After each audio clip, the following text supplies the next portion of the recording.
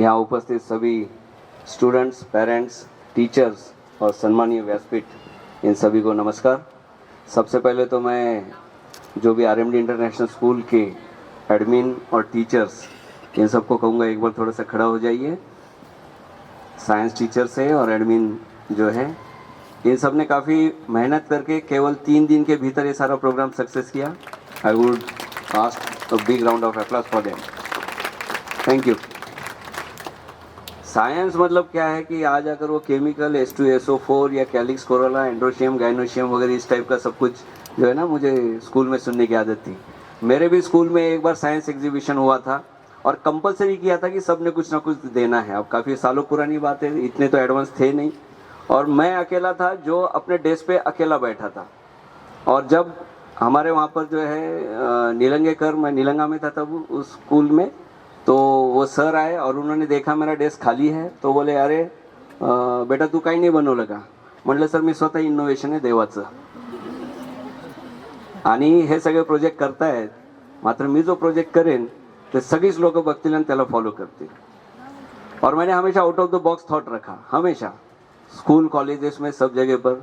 College में science टीचरों से मेरी बहस हो गई थी, 12वीं मैंने साइंस छोड़ दिया क्योंकि उन्होंने एक मेंढक को काटा था और उसको टाचनी लगाई थी, तो मैंने डिमांड किया था और अनफॉर्चुनेटली वो एक जिंदा मेंढक था, तो मैंने वो निकाल के फेंक दिया था। और मेरे जो प्रोफेसर थे उनसे कहा था कि मैं ऐसा होने दूंगा नहीं, और मुझे एश्योर करो कि इसे बेड रेस्ट मिलेगा, इसको टाके सूखने तक आप यहाँ पर रखोगे, उसके बाद ही मैं करने दूंगा।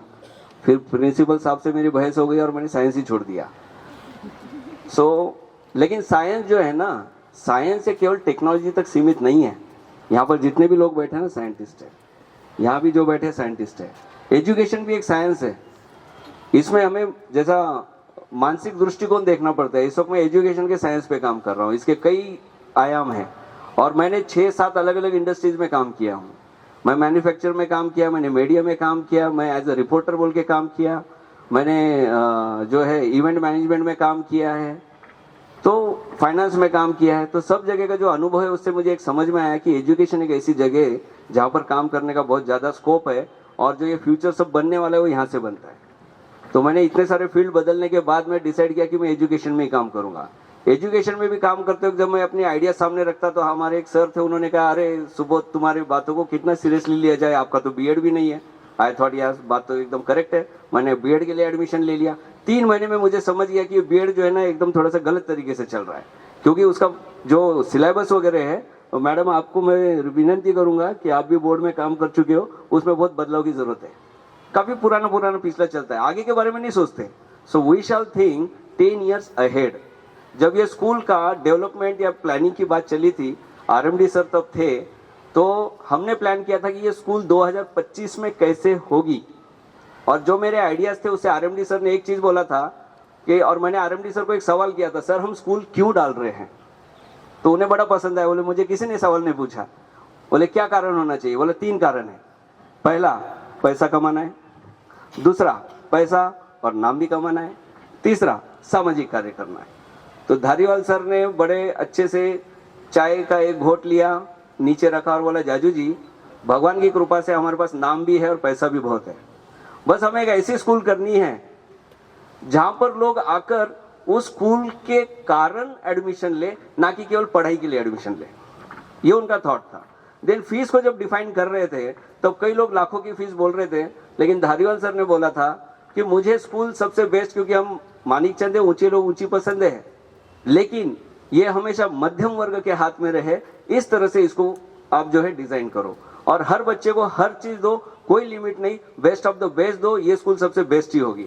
इसलिए इसका पूरा प्लान करते हुए एक साइंस जो है ना हमने दिमाग में लिया था कि सबसे पहले तो बच्चा जो है वो मिट्टी से जुड़ा रहे, साथ ही साथ वो स्ट्रांग रहे, मेंटल और फिजिकल एबिलिटी उसकी बढ़िया रहे। इसलिए इसका कैंपस इस तरह का है कि बच्चा दौड़े भागे, कितना भी आलसी बच्चा हो, दिन में 2 किलोमीटर तो भागना ही पड़ेगा उसको। यहाँ पर इस तरह का उसका टाइम टेबल और सब कुछ बनाया हुआ है।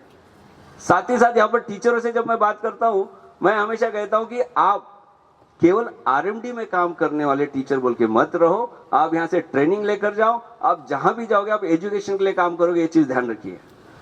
और जब पैंडेमिक का समय था, सभी लोग आपस में झगड़े जा रहे थे, सब लोग एक दूसरे को जो है एलिगेट किए जा रहे थे, उस वक्त मैंने जो है समन्वय किया पेरेंट में, देन टीचर्स में, मैनेजमेंट में और एजुकेशन डिपार्टमेंट में।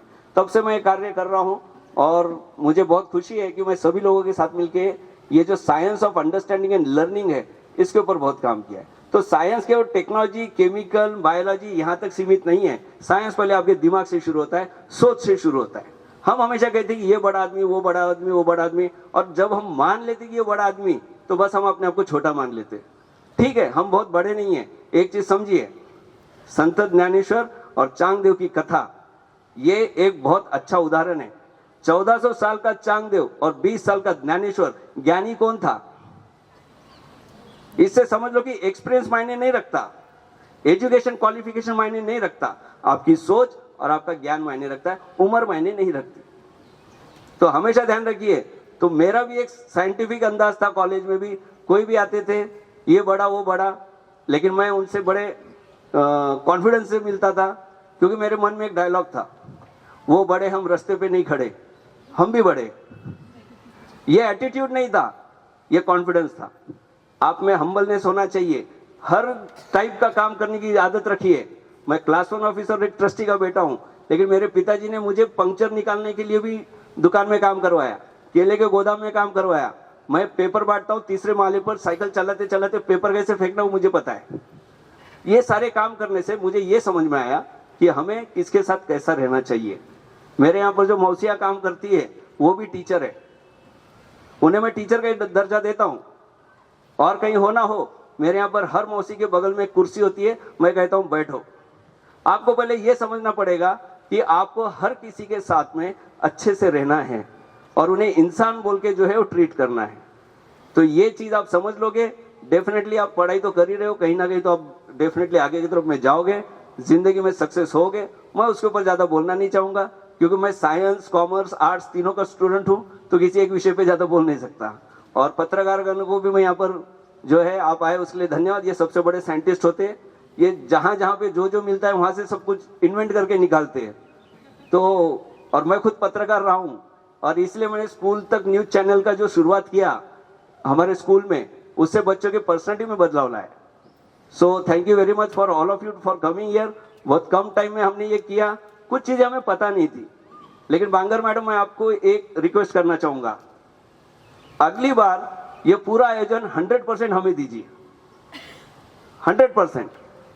हम यहाँ पर केवल 150-200 नहीं, कम से कम 500 स्कूलों का जो है वो यहाँ पर हम प्रदर्शन लगाएंगे। बहुत बड़ा ग्राउंड है, यहाँ पर कम से कम 2-5 हजार लोग आकर बैठ सकते हैं, इतनी भी व्यवस्था हम करेंगे। और बांगर मैडम को स्पेशल थैंक्स, क्योंकि उन्होंने बहुत कम समय में बहुत एग्रेसिवली कोऑर्डिनेशन किया। जो एक्चुअल कोऑर्डिनेटर थे वो अवेलेबल नहीं थे, लेकिन बांगर मैडम हम डे नाइट एक दूसरे से बात करके इस पूरे प्रोग्राम को जो है सक्सेस किया। Thank you very much and welcome to all of you in RMDS।